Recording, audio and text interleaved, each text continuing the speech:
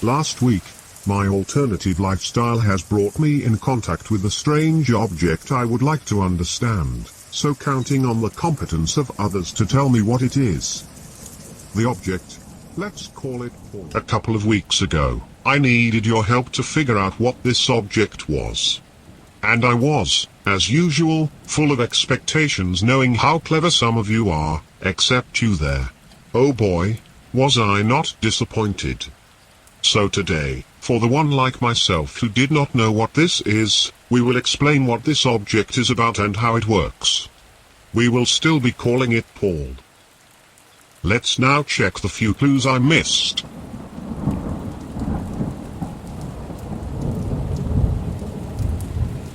The first clue is to be found on Paul's center coil.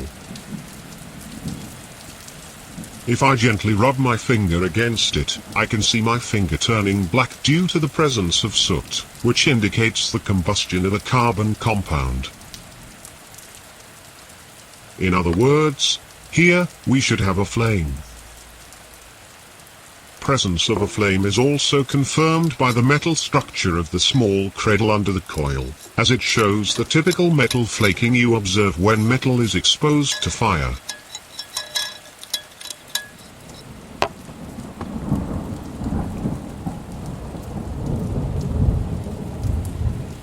The second clue is about the bottom part. Someone suggested to check if Paul's bottom could be opened, which I did not think about thoroughly checking. Trying to unscrew the top part was not successful.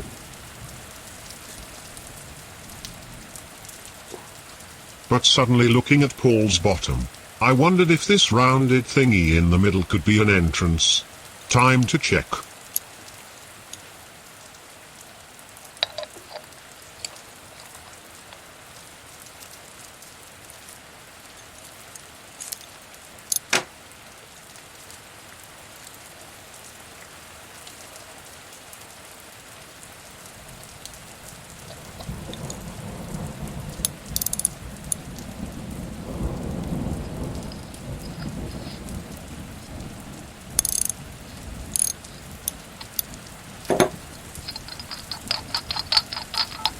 So, we now have found a hole in Paul's bottom, filled with wick material.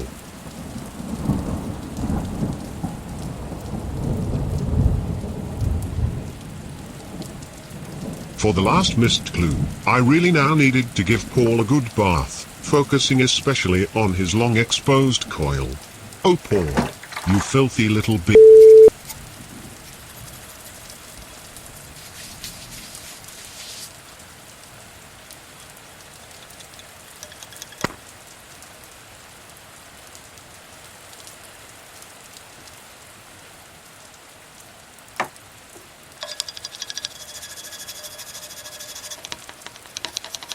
After a few baths, and few good scrubs, hidden under layers of soot appeared what I have missed before, a small hole, which made here all the difference.